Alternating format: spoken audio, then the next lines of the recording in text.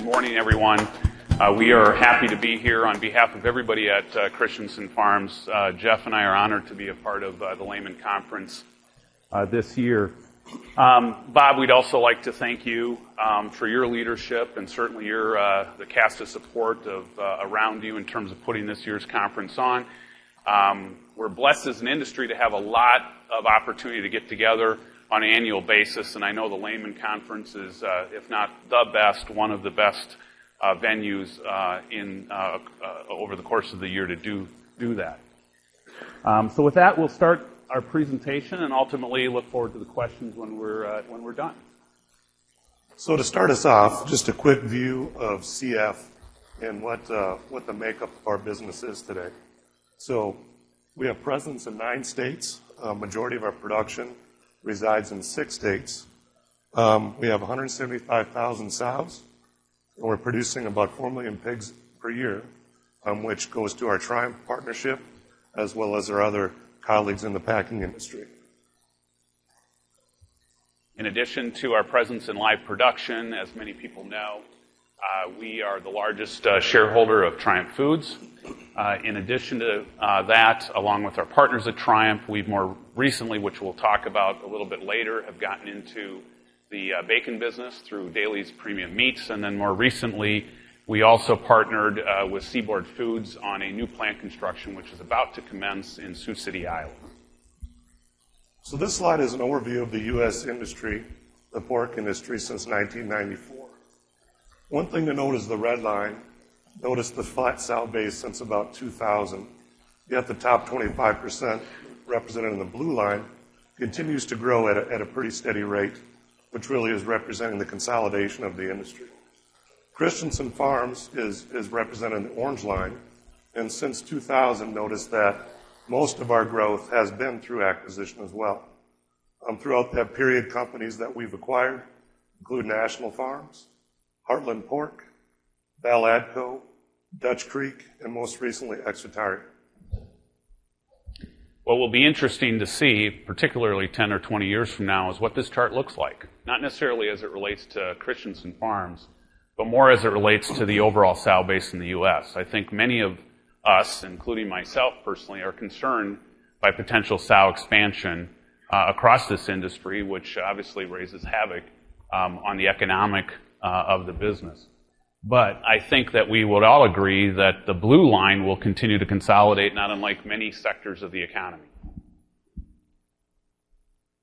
All of us are familiar with the Pork Powerhouse rankings. The 2015 rankings are, I think, scheduled to be out here in the next month or so. This is a look at the U.S. Market last year, and CF, along with our Triumph partners, basically collectively represent the second largest integrated group in the industry. And certainly, as indicated by some of our more recent activities with our Seaboard partnership, certainly if you combine Seaboard into that, it further solidifies our position within the industry. So with that as a backdrop of the CF overview, and certainly we'd be happy to answer any questions about CF's history later in the Q&A section. But what Jeff and I really wanted to do is transition to a number of inflection points. As our header slide talked about, our theme is really about evolution and change and preparing for tomorrow. And when you look at your business, or certainly as we look at our businesses are often defined by inflection points and how we lead and how we manage through those inflection points. And so Jeff and I are going to walk you through a journey over the last 5 years or so, talking about a number of inflection points that have occurred at CF and how they've, in essence, translated into who we are today and how we look at the future of our business. Keep in mind, we still do all the blocking and tackling every day, what's required of our business. This is a very granular business, as you know. It requires day-to-day execution, day-to-day activities, and intense amount of focus, if you will, on the core business. But let alone, there's also things that happen that are broader and more impactful, and again, define who we are going forward. So with that being said, being with Bob Christensen, really, as stated earlier, as a herds person for 20 years, knowing the man and what he was about, he was a true visionary. He was a true passionate individual for production. With that being said, one of the major inflection points is talking about talent acquisition. And I would say in my history with Bob, this was one of those things that just let somebody else do. Just give me good people. We'll take care of her from there. So this point, looking back in 2010, was major from the standpoint that we just came out of 08 and 09. Very tough years for CF. Very crippling, I think, for the business and for a lot of people at that time. And the key message Bob had always stated prior to 08 and 09 is that if you perform productivity and you're better than everybody else, you have nothing to worry about. I think he realized that that wasn't going to be good enough coming out of 08 and 09, and into 2010 really put the clamps down on finding good talent and good fit for our organization to cover areas that weren't really within his wheelhouse. It was around areas of finance, it was about business development, it was about accounting, about other functions of the business that he knew were important for us to survive in the future. That pursuit of talent really led to a lot of the key people that are here today. Glenn started in 2010. Greg Howard started in 2010. So key members of our leadership team that are here today are really our product of the environment. What was uncharacteristic about Bob at that point in time, too, is his interest in hiring the right fit. I almost find it kind of eerie that he was so interested in not only the talent of the individual and what strength to bring to the business, but how would this person fit long-term in this organization. And little did he know that, 2 years later, that he'd be hiring his successor at that point in time. I remember my first days at Christensen Farms coming from totally outside the industry and recognizing that certainly in the area of finance within the company, we'd seen many controllers and many CFOs. So was I concerned about my life expectancy? Absolutely. And working with Bob, he was a unique individual. He often referred to many of the other areas of the business outside of production as necessary evils. And I think if you really kind of take it in the context of entrepreneurialism and looking at entrepreneurialism-driven companies, you find that tendency a lot. And what ultimately happens, not unlike in many businesses, not just in pork production, that they become complex and they become sizable where you can't have that look, where the importance of HR, the importance of finance, the importance of business development, IT, and others take on a more critical role across our organizations as it relates to helping to mold the success and the future of the business. And I think what we all saw, Bob, certainly the 2 years that I worked with him, he was starting to realize that, and therefore he was looking for the type of talent to fill those roles, recognizing the true need of many of those areas of the business as it related to holistic success of the business. The second inflection point really surrounds a tough period, certainly for the industry as well as Christensen Farms. Who remembers 08 and 09? Who would love to be back at 08 and 09? Probably nobody, right? Well, I wasn't with the company in 08 and 09. I joined in 2010, as Matt indicated. And I think many of you may know this, but some may not. But CF was probably in a much more difficult position than most people in the production industry. We were against the wall.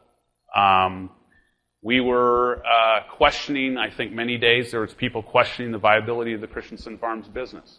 Certainly, market issues, health concerns were a part of that. They impacted all of us. But in addition, I think we took our eyes off the value of benchmarking and the value of staying focused on what we could do every day. And as you might imagine, not only in other production business, it was a Herculean effort to recover from that. It took enormous support by partners and certainly by lenders to get us out of that situation. And ultimately, through a lot of hard work, lots of anxiety, lots of tough decisions, CF recovered about 3 to 4 years later. We often remind ourselves of 08 and 09 within our company, and the fact that we must stay keenly focused on capturing the value and the opportunity of what we can control every day, knowing that we also have to aggressively look at what we can't control and manage those risks as best as possible. As Matt alluded to, my background is quite diverse. This is my 5th company I've worked for in 5 different sectors of the economy. And I would tell you there is no sector of the economy that I can think of that I've been exposed to that is more comprehensive, has more risk, has more need for day in and day out focus than this business. And so I applaud everybody in this room, in addition to our own team, for managing our businesses as good as we do under very difficult circumstances. That being said, we're faced with challenges going forward. As I alluded to earlier, I'm personally concerned about sow expansion. And I'm not up here asking people that are interested in sow expansion to stop, but I think that's a concern. Certainly, our export markets are a difficult process. There are others. We think about that all the time. But I think what's interesting about this industry and this business is that our issues at CF aren't just CF issues. The issues that hurt us are really industry issues. And that's what makes a conference like this and a sharing of ideas and thoughts and so forth so powerful for this business and this industry.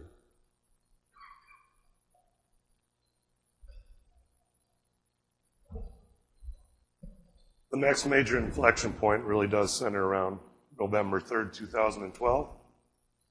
I don't think we'll forget that day. Glenn, I don't know if you recall, but I remember where I was at when I had to give you the call to inform you of Bob's passing.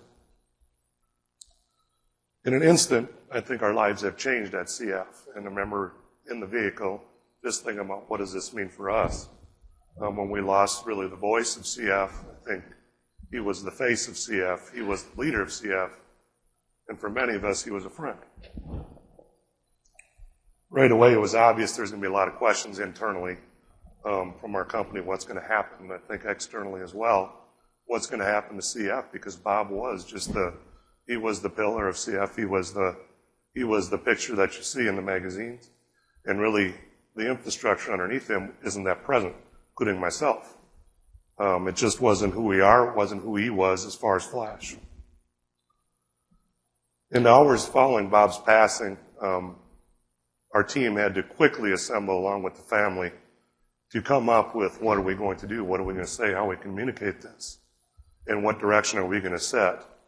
And it was obvious pretty much immediately that the family was going to continue what Bob had started and approach work and operations no different.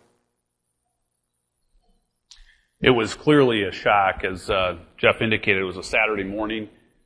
Jeff actually called me, and while I was on the phone, every phone in the house was going off. And I suspect most of you in the crowd, certainly from the U.S., probably heard about it within 2 or 3 hours. It resonated across the industry rather quickly.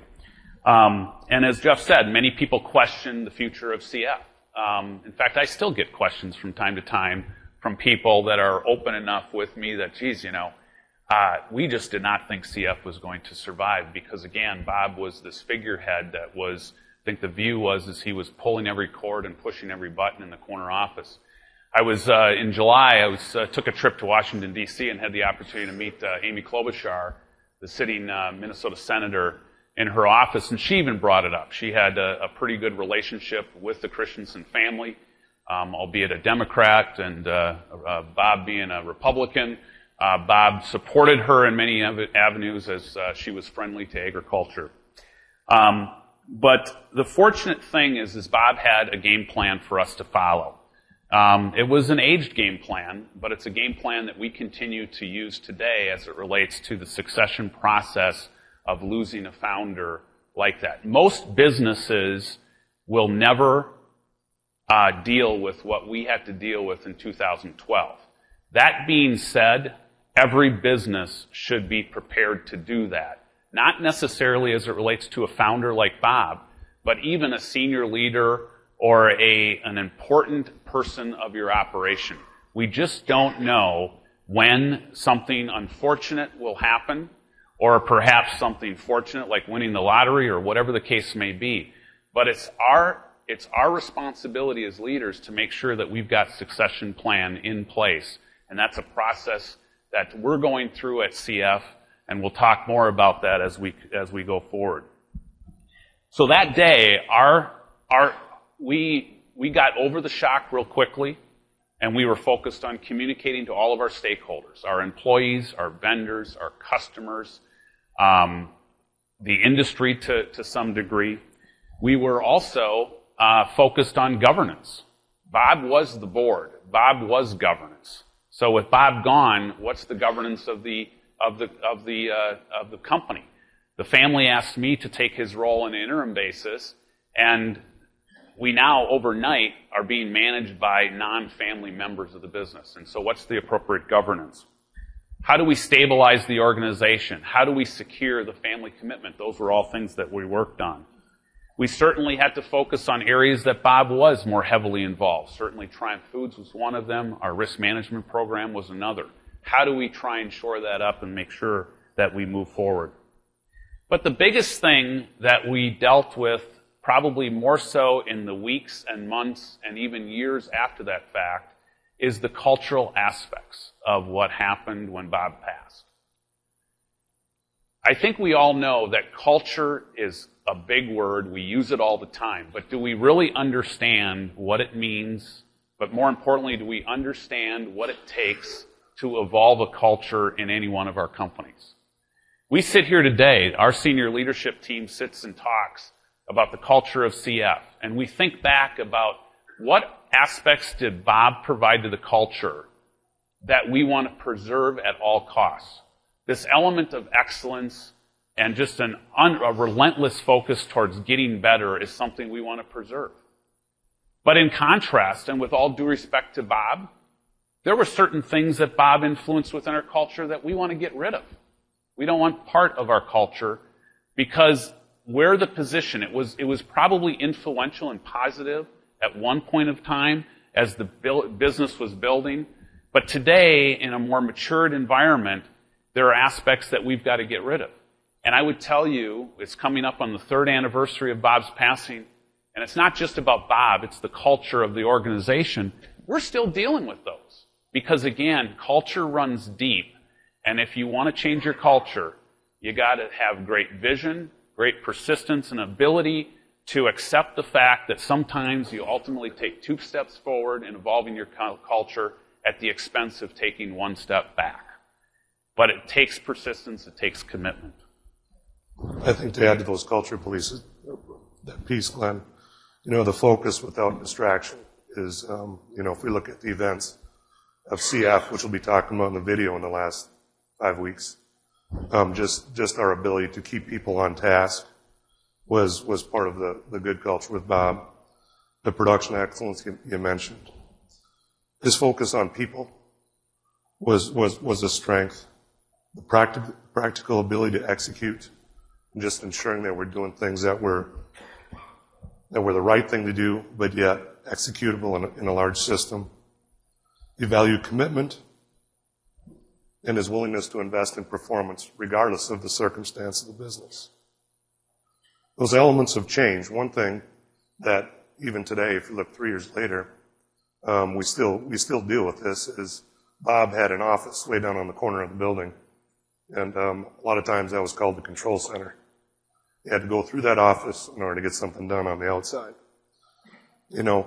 Knowing him as well as I knew him, that wasn't true, but that picture and that vision for many people is still very real today, that decisions need to be made up. It's one thing we're working hard to change. Empowering others to make decisions and to use their brain and to lead and manage every day. To engage not only in what they have in front of them as an employee or as a manager, but also to engage into understanding what an integrated business model looks like, and what our responsibilities are not only at work, but outside of work as a leader. Taking ownership in all aspects of a farm, not just focus solely on production, but all the other elements that really make up a whole site manager. And then also having a level of trust in others to make quality decisions. Sometimes that was difficult in the past. Today, it's not easy, but it's still something we must work towards to allow the smart people in our organization to make strong decisions on a daily basis.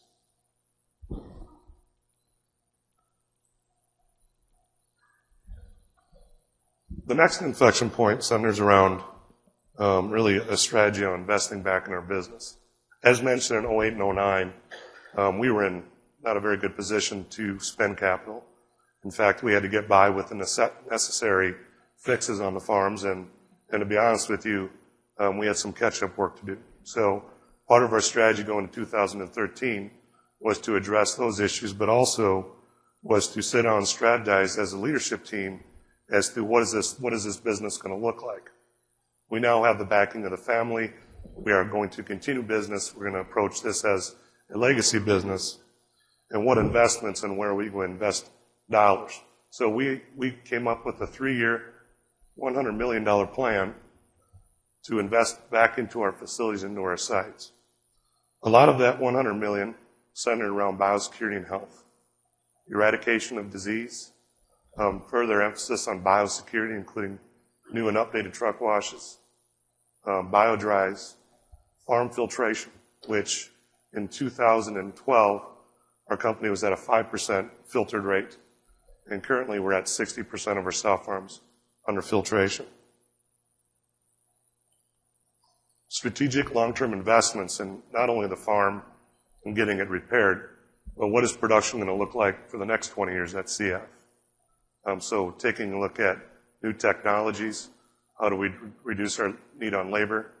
How do we provide a better environment for the pig, knowing that we have bigger litter sizes, and also the pressures that all of us face in the industry to learn and understand about open pen and other methods to raise pigs. And then lastly, really growth of our business, strategic growth of our business. As many of you know, geographies that were once good 10 years ago seem to change, and you have to move in order to be competitive on the multiplication side. So our focus on cell multiplication as well as gilt development really do make up that plan. So as Jeff said, we embarked on a fairly large capital expenditure plan. That followed 4 years from 2010 to 2013, whereby collectively we only spent $25 million on our business. So you can only imagine when your depreciation, your rate of depreciation exceeds your rate of reinvestment. It has havoc on your system, and we're working through that right now. But again, going back a little bit to leadership development and some of the things that we're talking about as it relates to evolution and change for our system, is this whole process provided an opportunity to learn? Many of our employees, many of our leaders, as Jeff said, they'd go into Bob's office and say, hey, I want to spend X amount of dollars on this. They'd talk about it, and Bob would say yes or no, and the person would leave. We're changing that dynamic. We use this process and continue this process to instill more comprehensive thinking, to instill more diligence and analytics, to instill a greater focus on return on invested capital, making sure that we're putting our dollars and our resources in areas that maximize what we do from a standpoint of production results, animal welfare, health management, etc. The other thing is we're trying to challenge our leaders in a different way that they haven't been challenged in the past, and that's prioritization. How do we prioritize our most valuable resource in our people and the capital of our business, and making sure that they go through that process? Moving on to the next inflection point, centered around PDV at CF. But honestly, it wasn't at all about PDV. It was about our approach to how we tackled this situation, which was much different than what had been in the past. In general, CF has been, pretty much non-existent, an isolated company that didn't have a lot of reach out, didn't do a lot of networking outside of Bob. We decided that needed to change, that we need to be more of a participant in the industry, network, and get to know and share information with our colleagues in the industry. PEDV, I still recall, I think it was shortly after Seaboard was hit with PDV in the spring, that Noel Williams had sent out an email regarding some information on what he was going to share with his agronomy team and manure hauling. And it really led to that discussion leading to a group of us working together around PDV. And fortunately for us, we were one of the last companies to hit with PDV, and we took the opportunity to learn from these other organizations. So the success I think we had with dealing with PDV is really, a representation of the networking we had developed with these companies. At this point in time, I would really like to thank from Iowa Select Farms, Noel Williams, and Ian Levis, from Seaboard, Stephen Summerlin, Luke Dufresne, and Craig Maloney, and from Prestige, Zach McCullen and Dr. Matt Turner. Without those guys, I think PDV would look a lot different at CF. As Jeff said, we're probably even before PDV hit, we talked a lot about our need to be more present across the industry.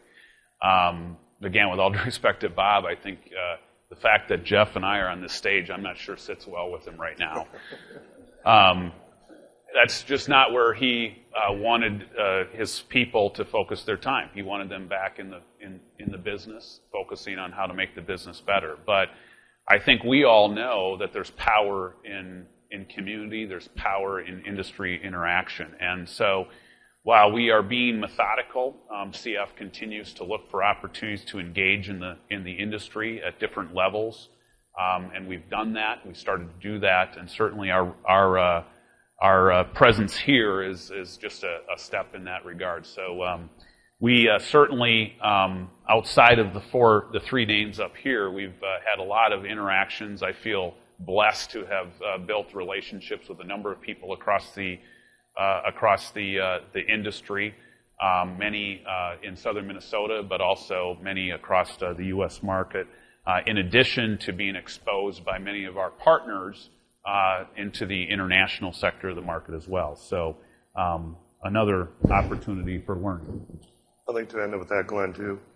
As you said, I think a lot of our issues are similar in nature as different companies. And CF, really opens their doors and welcomes dialogue and interaction with anybody in the room, so that we extend that offer today just for further opening of those channels. The next inflection point that we were pointing out is our purchase of Exitari, the business in western Minnesota. And in of itself, it's probably not noteworthy, but again, I think if you look at the history of CF, first and foremost, we've done acquisitions. About 100,000 of our 175,000 sows have been acquired sows over the years. Most of those acquisitions were done with very little, if any, involvement by anybody else in the business other than Bob, until they were done and it was time to turn them over to Jeff or whomever else to integrate.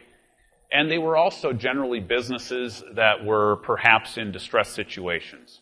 So about 6 months after Bob passed, we had learned about some potential thoughts by Exitari to sell their business.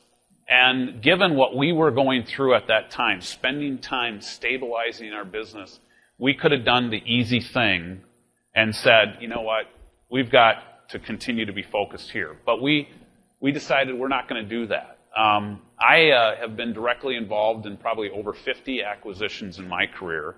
And we deployed what I learned through those experiences, and that is aggressively pursue opportunities, not knowing what you might find and whether you want that opportunity or not. But we did that nonetheless. And over the course of about 6 to 7 months of activities and so forth, we ended up buying the Exitari deal.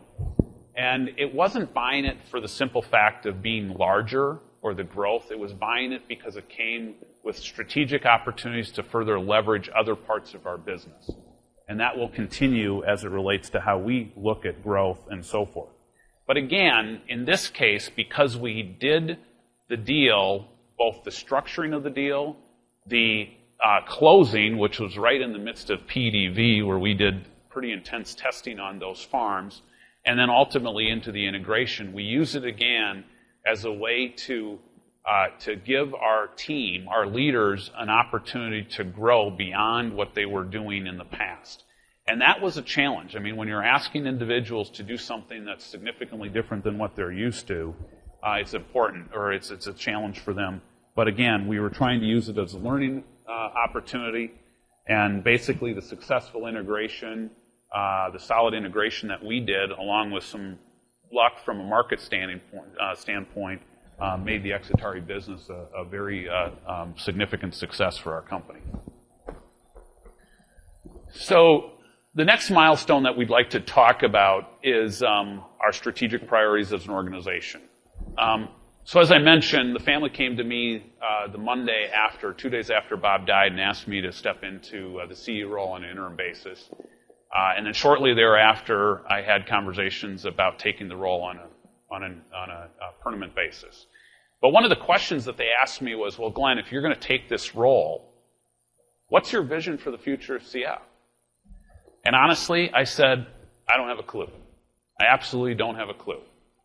My career track was within the finance area. I wasn't aspiring to be a CEO or a leader of an organization. But the opportunity came about. I was interested. I very much enjoyed the people that I was working with. I loved the company. I loved the industry, and said, okay, let's do this. But I told them, I said, well, that's our first priority. We've encountered a lot of change. Let's go through a process to understand what should be the strategic direction of our organization going forward. So over the next 12 months or so, starting in early 13, going into early 14, we did all kinds of analysis. We looked at markets 6 ways to Sunday. We had a lot of discussions, debates, arguments, and so forth. We went through that process, and on March 24th of 2014, we landed on these strategic priorities. Again, you look at these, and there's nothing rocket science here. They're pretty straightforward. But it's the detail and the conversation and the work that's gone into these that make them important. So the first one sounds frothy, sounds kind of mushy, if you will, but it's really about reviewing and recommitting ourselves to the mission, the values, and the focus on people, which is very important in my opinion. The second one is about people. Again, it starts with the most valuable asset that we have as organizations, and that's the people. How do we develop our organization and develop the people within in the best way? Third, how do we continue to work to even strengthen our foundation even more? How can we be best in class, or best in cost rather? How can we kind of use the benchmarking available to us to make sure that we're constantly operating within our goal of the top 10% of the industry? As we talked in 08 and 09, taught us all a lesson about liquidity management, making sure that we've got enough liquidity to weather not only the cycles of this business, but the day-to-day volatility that we deal with. Fifth, we wanted to seek strategic growth opportunities. The Exitari would be a good example of that. We're also looking at potential businesses outside of pork to change the reward-risk matrix dynamics of our business. Because after all, we have an obligation to this industry, we have an obligation to our partners, we have an obligation to our employees, and we certainly have an obligation to the family to make sure that our business is positioned in a way that's viable long term. And one way to do that in a business that carries a lot of risk is look for opportunities that make sense, that again changes the risk-reward dynamics, if you will, and makes it a stronger foundation for the benefit of all involved. And then finally, how do we work with our partners at Triumph and with Seaboard as it relates to capturing the full value of our integrated model? So we're going to walk through these in more detail on the coming slides here.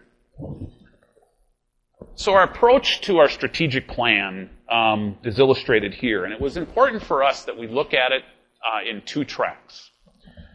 The first track is around leadership and team, which really bears the goal of building a high-performing team of individuals with different skills and perspectives, again, with different skills and perspectives, that come together, putting aside self-interest to plan and solve problems openly and supportively in an attempt to accomplish a common purposeful goal.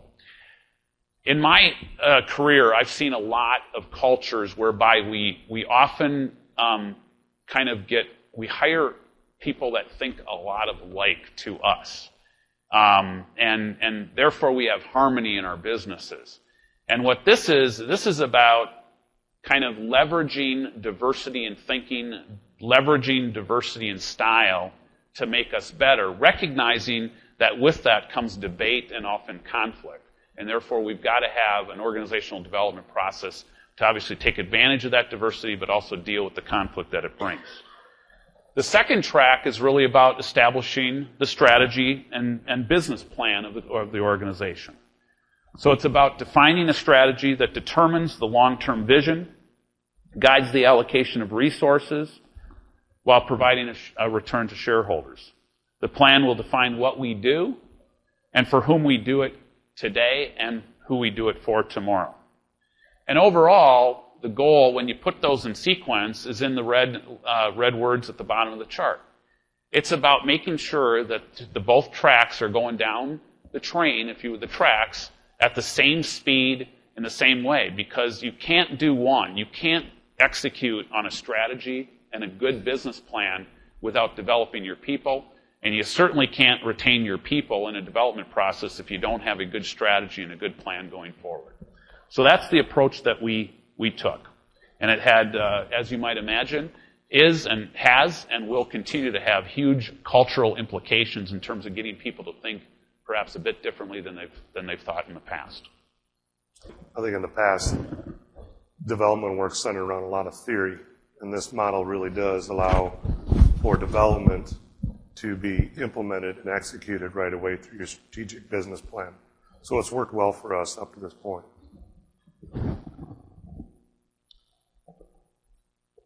So our mission. We went through a process, reviewed our mission.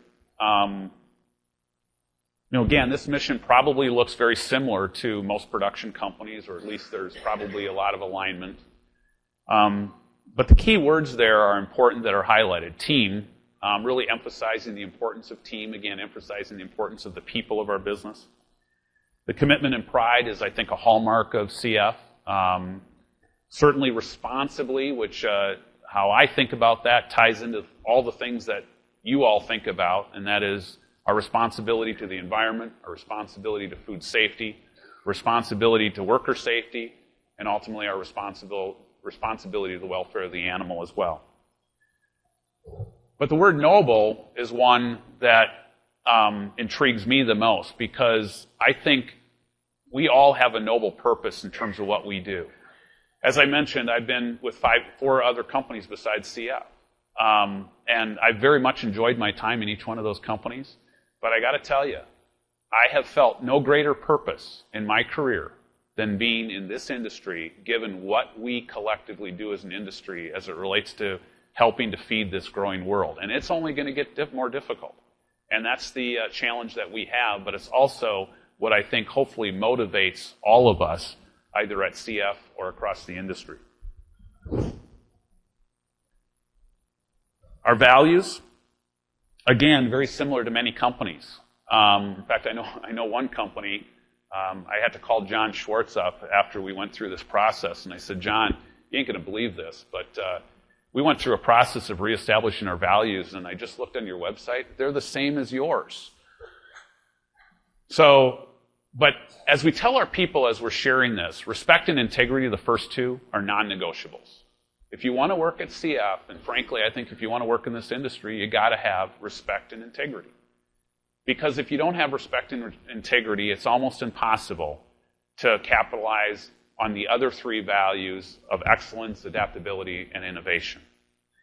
And so what we're doing with mission and values, because I've, again, been in a lot of organizations where they put them on glossy posters and on the wall, or they post them here or whatever, you can do that, that works. But the companies that really successfully integrate their mission values into the business are people that practice them every day. And so we continue to try and work across our organization, even given the high turnover rates that we all deal with on the production side. And how do we instill this into our culture every day, asking people to hold each other accountable for the practicing of these values, which are really the behaviors of how we execute against our mission and ultimately the strategy of the organization. And finally, our focus on our people. As Jeff alluded to, we're expecting broader engagement, more than we've done in the past. We're trying to recognize, again, the diversity of our business, both gender, ethnic, but then again, also that style and thinking difference as well in terms of diversity. Ultimately, what we're trying to do is transition our culture, which is pretty common in an entrepreneurial setting, of being a just do it, do what you're told type of culture, and transitioning that to a culture where people feel a sense of ownership, feel a sense of empowerment, but are willing to be held accountable to what they signed up to and what they own.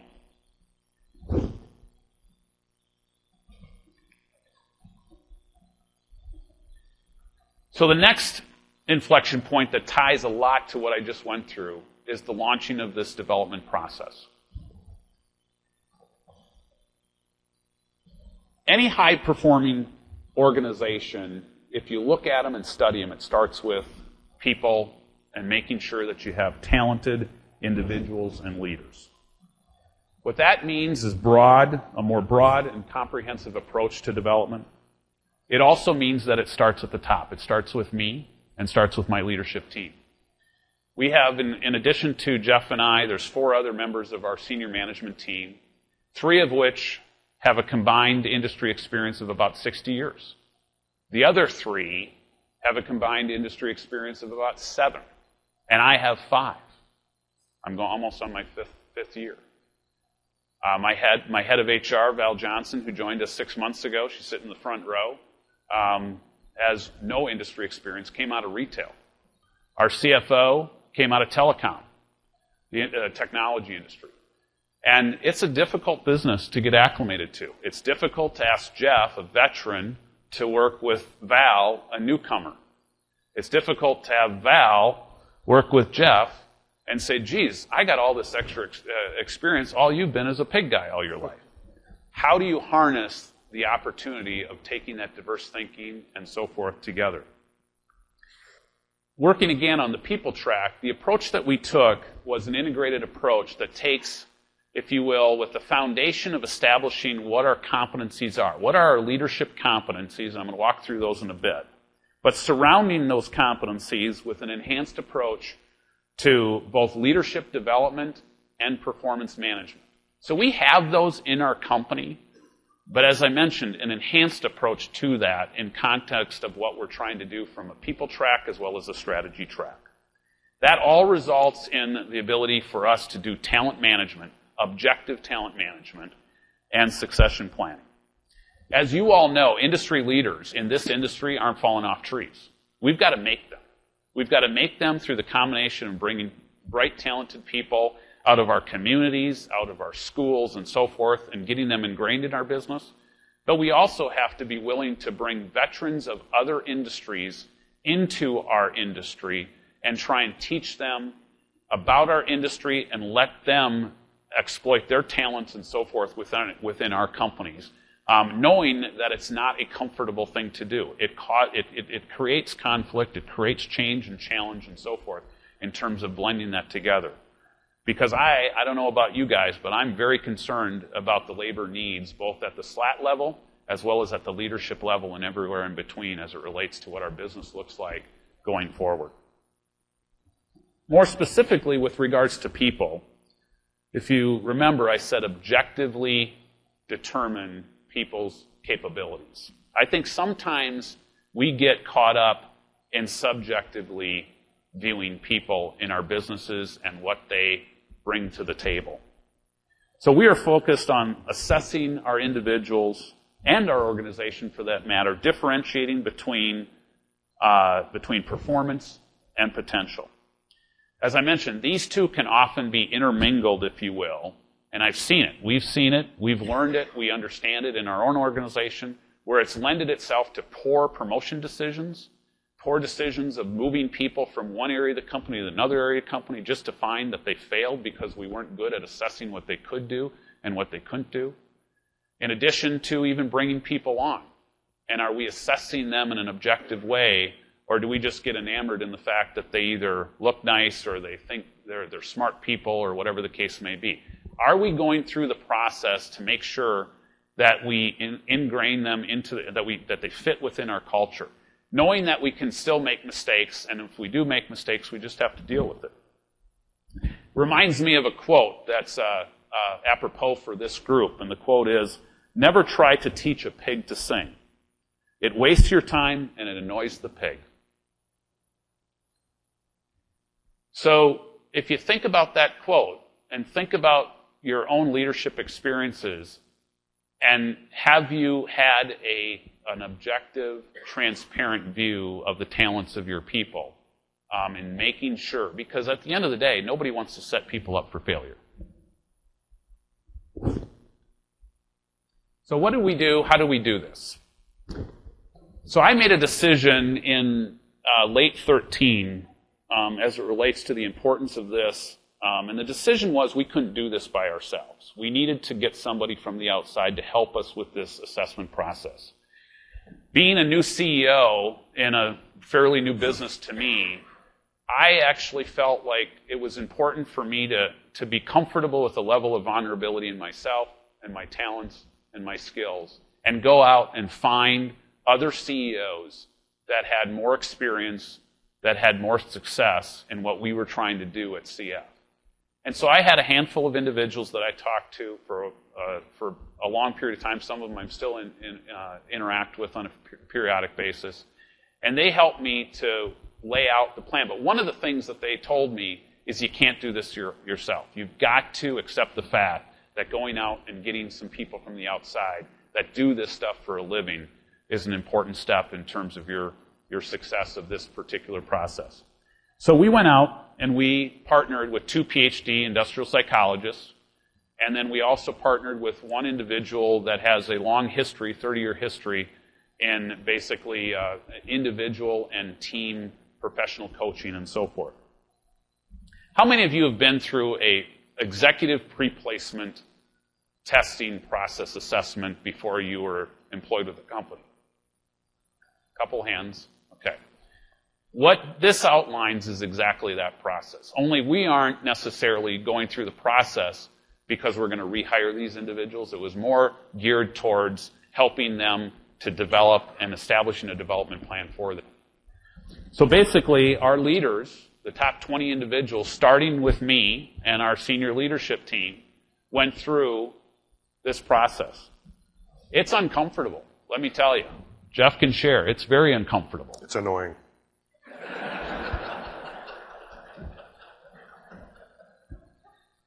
It's probably about 5 hours of pre-testing work, along with 6 to 7 hours in the psychologist's office. So, you could say colonoscopy or assessment. One of the two. I don't know which one's better or worse. But what ultimately happens is each of our people that have gone through this, they get a report. And they sit down with the psychologist, and they get an examination of themselves in a very objective way. Many of these tests, you can kind of throw arrows at them, but these are tests, these are assessments that have been around for many, many, many years. And they've lasted the test of time. And I think they've been able to give people a greater objective perspective of themselves. What we've done with that information is each leader worked then with that psychologist in building out their development plan, and then ultimately met with their leader. So Jeff met with me and the psychologist, and we walked through what we called an alignment meeting, making sure that he and I were aligned on his development opportunities. But part of that was also him giving me feedback in terms of how I could help him navigate that development plan. And we keep them alive. They got to stay alive. If you just do it once and done, it's a waste of time, and it is annoying because you never really get the benefit from this. We also are embarking, and this is not a one-and-done thing. We're constantly going through this, so we're in the midst of this as we speak. We're also doing a whole host of team development exercises as well, and it's been a fun but yet very telling process. We actually used a book called Traction by Gino Wickman as the basis of this, which really kind of goes into a little bit of what I talked about in terms of two tracks. It talks about leadership track as well as the business track. Now, we're not following this book as a blueprint, but it's just a general guide to help many of our folks within the company get kind of ingrained and familiar with what we were going through. We went through that very early on in the process. So from a leadership standpoint, from the senior management team, this is a culmination of what we just tried to do. So if you think about our roles in succession planning, the first thing we have to determine is the quality of our people and the quality of our organization. So this is a 9-box. Probably many of you have heard of a 9-box. The vertical axis measures one's potential. And one's potential is based on their cognitive ability. So as a leader, are they able to deal with complexity and the pace of learning in leadership roles? It also deals with their social character. Can they effectively build working relationships and maintain credibility amongst those that they lead? And finally, leadership. Assuming leadership authority, achieving results through others, and an ambition for future advancement. So those are the measurements, if you will, that come out of a lot of the psychological testing that drives the rating of one's potential within the business. The horizontal axis is based on performance, and that's based on CF's leadership competency. So these are things that we worked for several months to pull together to measure the performance and effectiveness of our leaders. And there are 7 of them. Does somebody demonstrate the ability to think strategically? Are they a 1 or are they a 5? Where are they on that scale? Can they critically evaluate? Do they demonstrate those skills? Do they have a record of driving results? A 3rd competency. The 4th is creating alignment. Going back to, again, diversity of thinking, we need people that can create alignment amongst different thinkers. Can they develop talent? Can they connect and motivate with people across the organization? And the 7th, can they build relationships? So again, this was a structure that was built to allow us as senior leaders to assess our teams and ultimately the success. So we have, those names aren't on there, but in our offices, we've put everybody in a box. But the goal is, 1, to find out and be objective about what box they go in.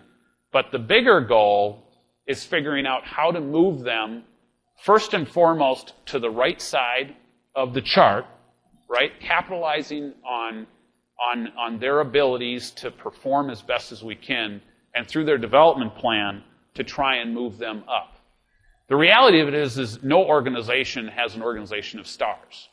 And if you do, you're probably not being very objective about your assessment process. You should have people scattered all over.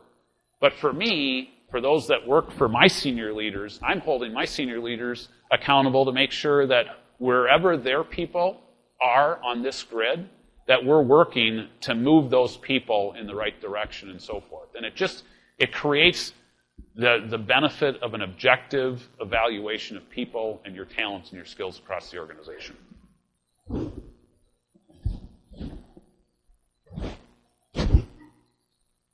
As I mentioned, we're also doing some work on teams. And this is just one of many team exercises that we've gone through. But how many people have heard Myers-Briggs? Everybody has their Myers-Briggs profile. Well, a lot of Myers-Briggs is, I think, mostly used to understand your individual style. And we did that as part of our process, but we also used it as a way to collectively understand our team style. So this chart kind of lays out, if you will, 4 key components of leadership in terms of leading within an organization. And that's about our ability to create a vision, our ability to connect people to that vision, our ability to motivate people to pursue that vision and ultimately execute against that. So as we collectively looked at this as a senior management team, that's the 6 of us, guess where our profiles landed on this chart? 67% of our profiles as a senior leadership team landed in the category of vision. The other third in execute. Wow, was that telling for us? We probably knew it, but I'm not sure we wanted to admit it. But our senior leadership, our natural personality was about creating a vision and let's get the damn thing done. It wasn't about connecting and motivating people to that. And so we're not going to go and change the team to make sure that we get more feely-oriented people on the team to connect and motivate. But it's about recognizing our blind spots as individuals and our blind spots as teams. I still am shocked, Glenn, that I wasn't viewed as the warm and fuzzy guy. Key learning.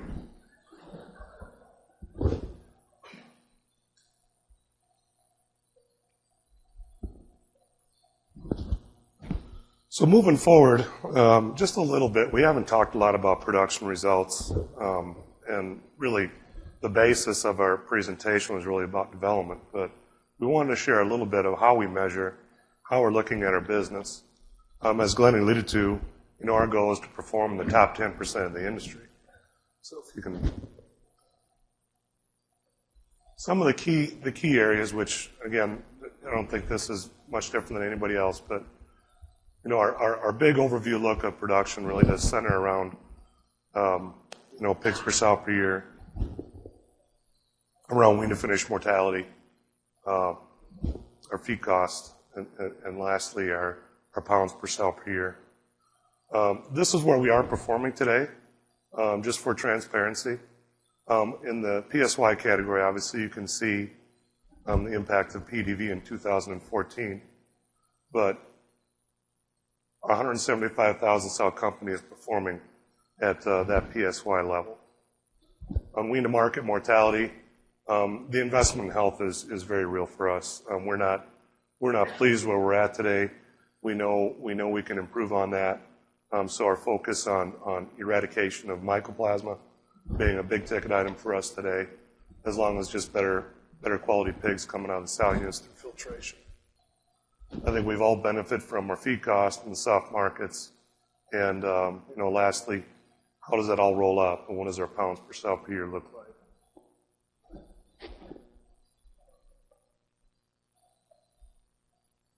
More importantly, I think as it really relates to this conversation, and also, with the fact that we have other responsibilities outside of just producing pigs every day. The development work center on our management team, around our people, around our leaders, is really on the right side of this page. And really having our leaders become whole site managers, focused on those key areas that really, represent things that may be out of people's wheelhouses, may not be where the strengths are. Many of our leaders are developed from within our company, and majority of those leaders are from the production side.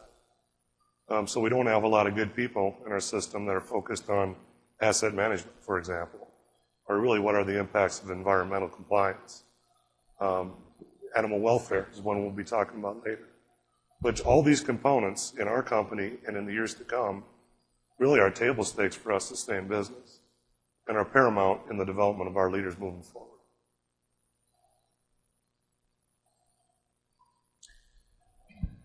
So as we all know, we're not short on data in this industry, and this is just one of a number of ways that we measure our progress. And so this particular analysis and review measures us against the average company in AgriStats, which I believe is about a third of the industry, roughly.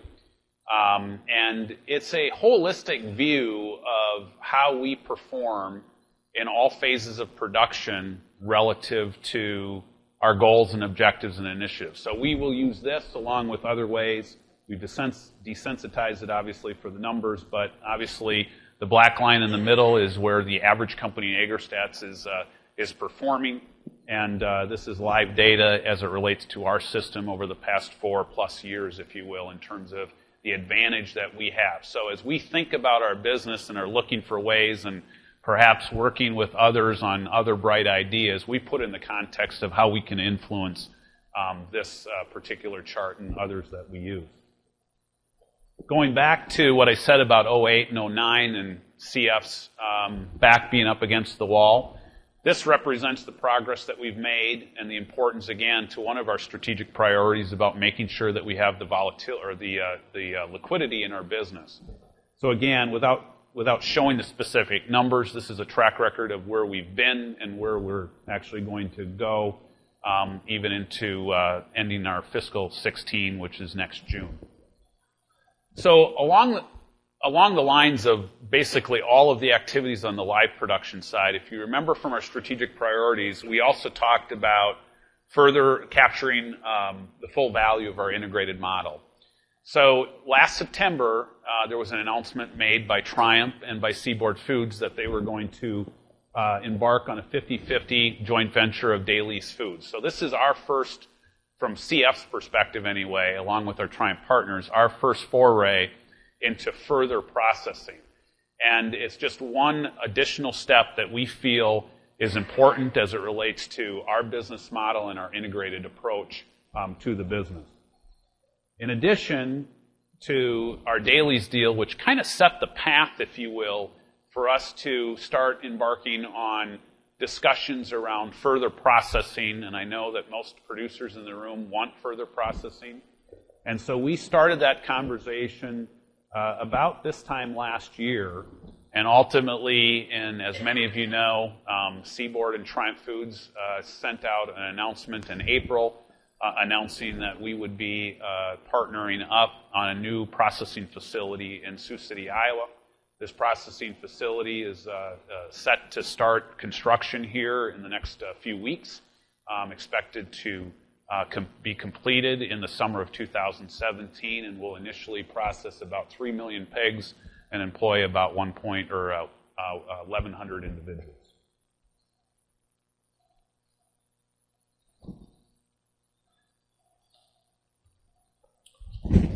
So I remember the day earlier in August. We were riding back. It was Glenn, Greg, and I, Brent Frederick. We're on our way back from an appreciation picnic for our employees in Nebraska.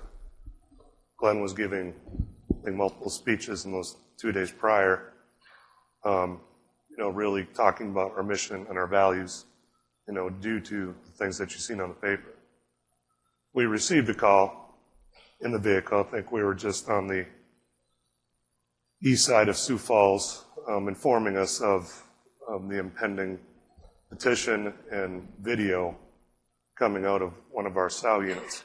We were about 20 minutes away from the farm, the alleged farm, and immediately diverted and went to the farm that evening just to understand and start the process, our investigation process, which I think many of you know led to an immediate suspension of employees, along with a press release that Friday, stating, not only our disappointment, but the fact that we take responsibility for what occurred on that farm. If you would have asked me in July, could this have happened on a CF farm? I would have said, no way.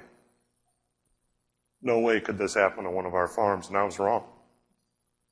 And streaming forward 6 weeks later and taking a look back at that time and thinking about what it's done, internally.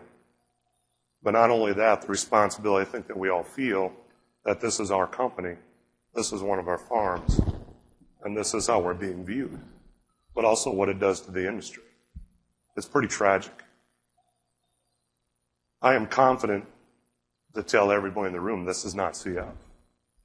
What happened on that farm was an isolated instance, but it throws a blanket and it can tarnish reputation in one moment.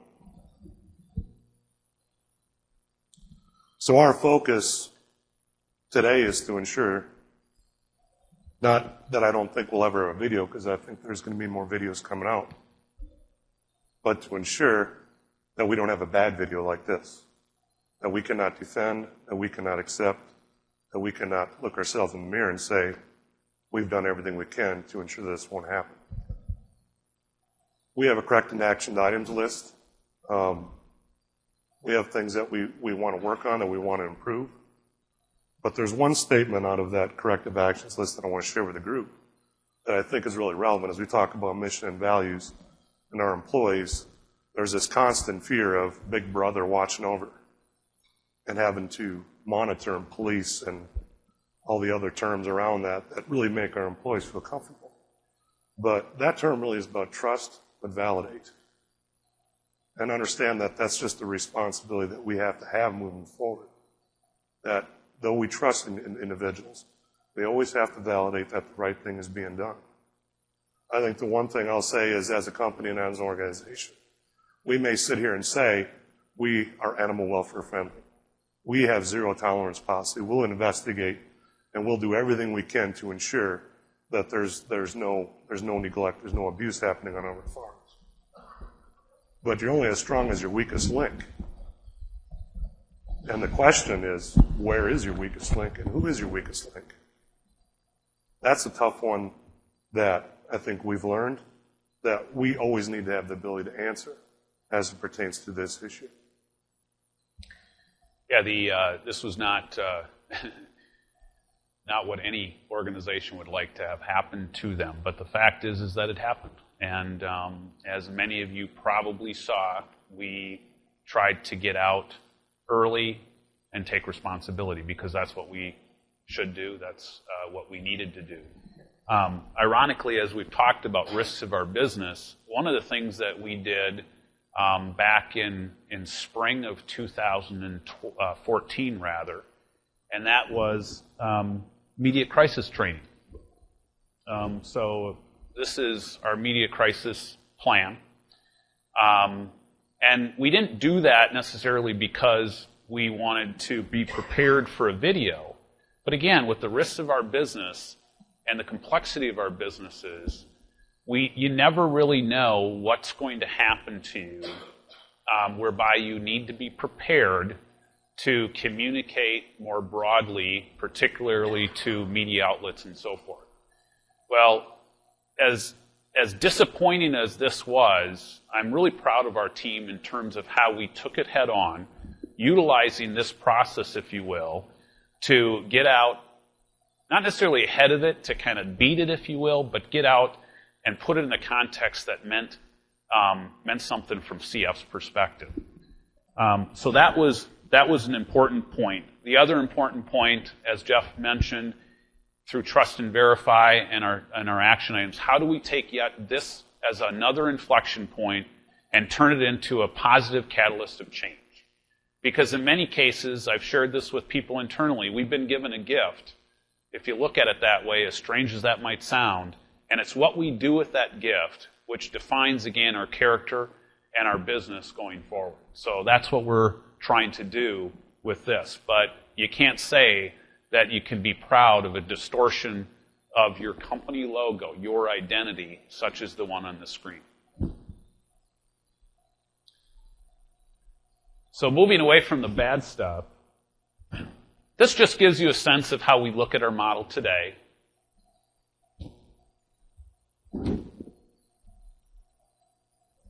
It obviously has all of our live production activities on the left side of the page, and certainly our integrated model on the right side of the page. I would tell you that up until early 2013, or maybe even later than that, most of the people at CF were just focused on the left side of the page. They had no awareness of what was going on the right side of the page.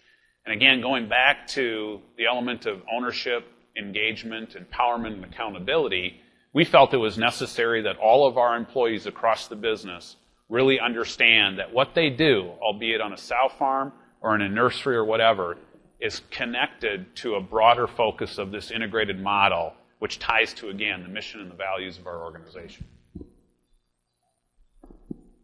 So one of the things that many of these CEOs that I talked to told me is Glenn, you got to get stuff on one piece of paper, which isn't easy for a finance guy to do. We generally like to come in with numbers where you need to look at the bottom half of your glasses to see them. But that's what we did, and so this slide represents what we are trying to accomplish in our mission, how we expect to behave and execute against that mission and our values, the importance of people, and what we have to do to continue to offer our people the opportunity to succeed in their career and add value to the organization, and then ultimately the strategies that we're deploying. Keeping that on one piece of paper and trying to use that as a way of how this organization is going to look in 2020 and beyond is what we've been trying to do and will continue to try and do really, really hard within our organization.